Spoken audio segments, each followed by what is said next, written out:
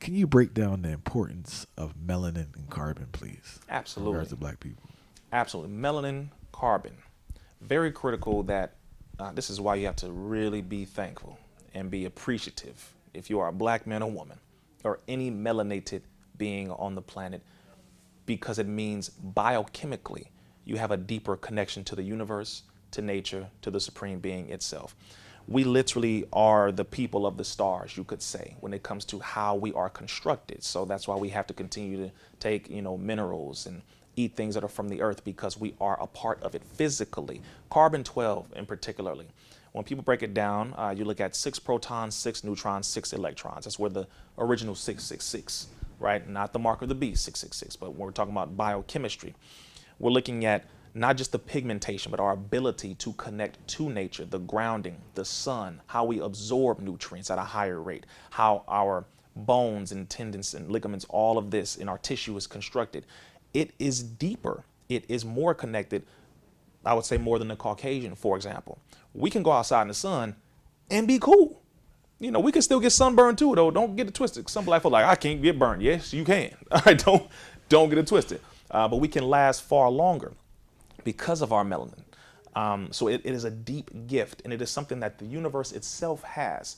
Melanin is found in everything from water to hair to, of course, in your blood, your skin, and all that. It's found in plant life. It's found in all these different things. So it's something that connects the life that reflects within itself. Very simple. That's why we have to eat plants. That's why we have to eat fruits and all of that. So that's just a basic level. Like, without even having to go into full depth of all of it, it's something to be appreciated. And I think people should study our brother, Dr. Layla Africa, who has broken that down. May Allah be pleased with our brother, one of our ancestors now, who did beautiful, extensive work on that, including our brother, Dr. Kaba Kamene as well, who has done extensive work on that. But it's a serious thing to be thankful for, because those who do not have it are trying to buy it.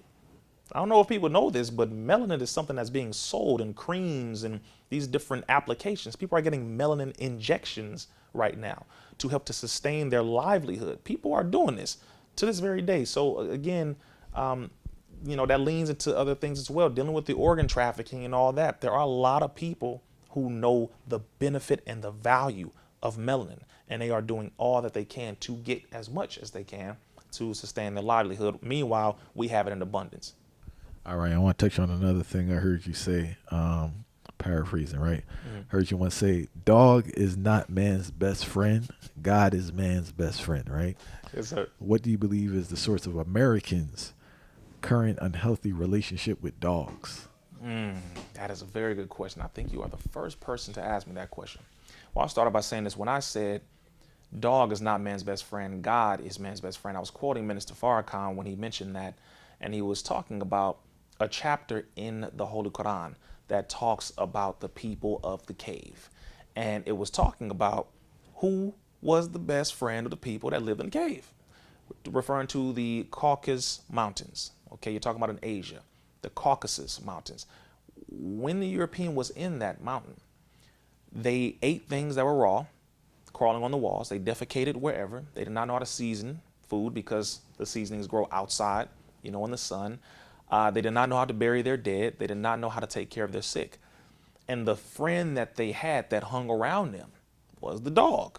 Now, this is historical facts, not racism. It's just historical fact. That is something that, if you want to look at an epigenetic type of deal from a memory standpoint, never left them. So, so they have transferred that into their cultural norm all the way up to this very point. So dogs is a particular group of people's best friend. That's why they call it man's best friend. And for those unaware, dogs it's not a universal love for dogs. I noticed through globalization now, like I could say when I was a kid going to Jamaica, they didn't treat dogs like it was just whatever. But Everybody's now, not kissing dogs in the mouth. yeah, but now it's some little vibe where some people are have this love for dogs due watching TV and that type of vibe. But do you think that like also with the dog vibe, it's a thing where they can't connect with a human being? Because I notice like, and I'm not saying all people, but I've noticed a lot of lonely people or people who can't sustain a relationship have a very good relationship with their dog. Absolutely. So that seems to be this default thing where like I don't have any friends, but like my dog is my companion almost. Yes, they are now calling them emotional support animals, and they're getting grants for it. They're getting insurance coverage for it. They're getting prescribed an emotional support animal from their therapist as a way to make people feel good, to prevent suicidal thoughts, all this kind of stuff. People are now getting these animals, and they're being like, I'm talking about heavily coddled. You need an emotional support animal. You need a dog or a cat. So you have cat lovers and dog lovers. Now, don't get mad at me, y'all. But the reality is, it's not a universal love for dogs. That's one. Number two, it does come from a heavy European, Eurocentric, Caucasus culture. It does, especially when you go as far as having intimate relations, the deep kissing in the mouth, laying in bed with you. Okay, since y'all was talking about coronavirus, dogs carry coronaviruses. Okay, so you have all of that going on, and that's something that people have to study to know, is this my culture? Or is it something that I've been indoctrinated into adopting as culture? Because it's not normal. It's not even close to normal. People have been so normalized because they put it in movies, cartoons, they put in all these different things. You know, every commercial, you feel good because you got a dog throwing a frisbee. Hey, everything, it looks like, yeah, no, that's not our culture. But again, if you have a dog, I get it for security purposes or whatever, but just know what culture you're adopting, because a lot of cultures eat dogs.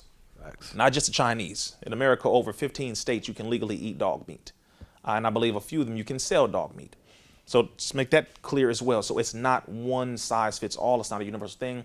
And the last thing I mentioned is a lot of people, because of their lack of an ability to communicate or relate to human beings, they default to animals because it's easier, it's less maintenance.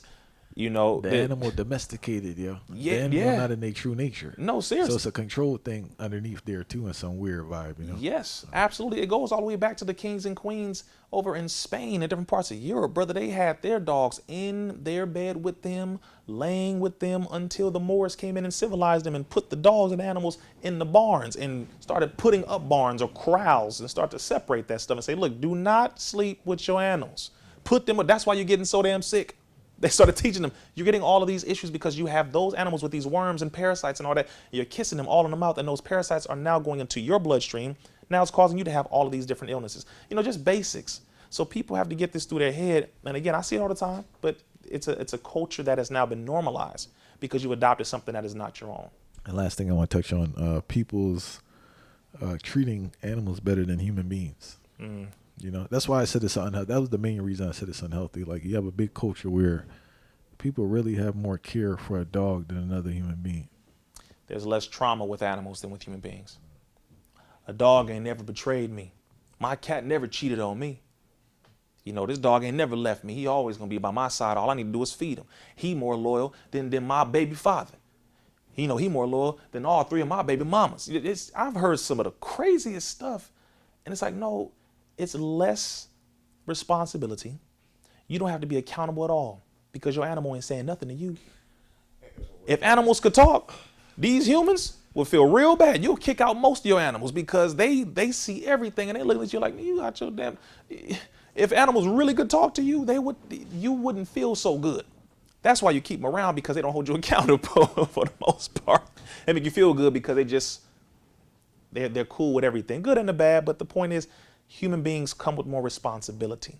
And a lot of us want to run from that because we have trauma, we have all these different issues, but my animal's always going to be right here for me. All I need to do is just feed and make sure he's all right or she's all right or they're all right and I'm good. We have to get more connected with human beings. Stop attacking, stop trying to control people, and confront and communicate, dialogue. We have to get back to being a human being and really find out what is a human being. Because now you got people who are trying to call themselves dogs, talking about I identify as a dog. You know what? They just had a protest. I'm just, hold on, man. They just had a protest. Over 100 people pulled up to a building and were barking for an hour straight in protest, saying that we are self-identifying human dogs and we deserve respect. Brother, these people are insane. This is where it's going. It's really talking about wolf. Like, you got people really getting surgeries to look like animals. That's how far some people are going here. I've heard you use the term numerous times, black white supremacist, right? What is your definition of a black white supremacist? A black man on the outside, but who does any and everything that he can to benefit the system of white supremacy on the outside. Any and everything. Justifies the evils that have been perpetuated against black people, justifies the evil and wickedness of the system to do what it does, to completely dehumanize us on a daily basis, justifies all the evil, claps for all the so-called benefits, and it does anything that he can to keep the system alive. That's really what a black white supremacist is. It was really Dave Chappelle when he came up with that term that I first heard, was when he did that with Clayton Bixby. It was by far one of the most genius things you could ever put on national television, as a black man who was blind, who thinks he's white, thinks he's in the Klan, a Klan leader, and is talking the craziest stuff about black folks and don't even realize he's black. There are a lot of people like that today. That sounds like a lot of people, bro. Yeah, it's a lot of people. Y'all know who they are. Yeah, really. And I mean, they sound nice, right? They justify it. Their audiences, for the most part, are not as educated as they think they are. Because if they really were, then they would realize, oh, wow, you're just using the same old white supremacist talking points to justify the evil and wickedness that the system perpetuates. I just noticed as a culture, those are the people we praise the most. It's sad. It's sad because we don't want to take responsibility for our people. We don't. It's like a pile of trash. We don't want to clean it up. We want somebody else to do it. Matter of fact, we're just going to blame the trash for being there. Why the hell is there even trash here? This is the situation we're dealing with. We have to clean up our own situation. We have to clean up our environment. The majority of our people are good people. It's just we have issues going on that we need to confront. But me sitting here trying to align with the system and say, yeah, those people, every one of them are going to get their N-word wake-up call. Every one of them. You can bend over all the way you want to for this system. It will never bend over for you. You can run around here, all these statistics that you skewed and made up and manipulated from a white poll system, from another one of them things. You keep running around and just keep doing all that barking. Cool. Get them little dollars you get from the system, little crumbs, but you will never be able to come back to your people. That's the sad part. Many of them don't realize this. Once this system is done with you, and they always will be done with you once they're done using you, you will default and try to come back to your people, but you won't be able to. There are some black folks on the outside who have disqualified themselves. We cannot trust them, and they don't realize that. They will, sad to say, but I just feel bad for a lot of them because some people feel that they're very convincing, but the people who feel that they're convincing don't know about the history. All right, and there's a flip side to it, so we balance out the argument. The idea that every black person who's successful is a sellout. Oh, yeah, no. Right, we have to clear. Hey, that's a very destructive idea, by the way, too, because it's kind of, I think it actually deters people from doing stuff. Yes, absolutely. If you say that every black person that is successful is a sellout, then what you're saying is in order for me to not be a sellout, I have to be poor, I have to be unsuccessful, I have to not be clean cut, I got to be a nigga. I'm a real nigga, but a real unsuccessful nigga. That doesn't make any sense. So Martin Luther King, unsuccessful. Some people, he worked for the system. Okay. You can take the good work that he did, it amounts to more than what the majority of these people did. You got hit upside the head with rocks. You got shot at. Dogs sicked on you. See, just that alone, I don't even have to look at nothing else. Our people who were the most successful did so with the highest level of opposition. Today, you think you're successful because you get 1 million views on a YouTube video. It's a big difference in how we're thinking here. So a sellout doesn't mean that, because you're successful, you are selling out for the system. No, a lot of our people can live, have survived, didn't get shot, and are successful and have nothing to do with this damn system. It exists. We generalize too much because it hurts to think logically and to separate things. We rather just generalize when it's like, no. Take time pointing out as many people as you know who are legit. You know they're legit. You see them, they're successful. They still come around the hood. They build up the people, but they ain't got nothing to do with the system. Be honest about those because I know we all can point out at least 1 or 2 people that we know are successful, doing good work for the people, taking care of their family, but they never sold out and they never will. We have to be honest about it and put that image out there. That way we can see the honesty and the reality, which is we got a lot of our people that are successful. And then in turn, the children will see it, these generations will see it, and then they'll start to pattern themselves after that behavior to be successful without having to sell out.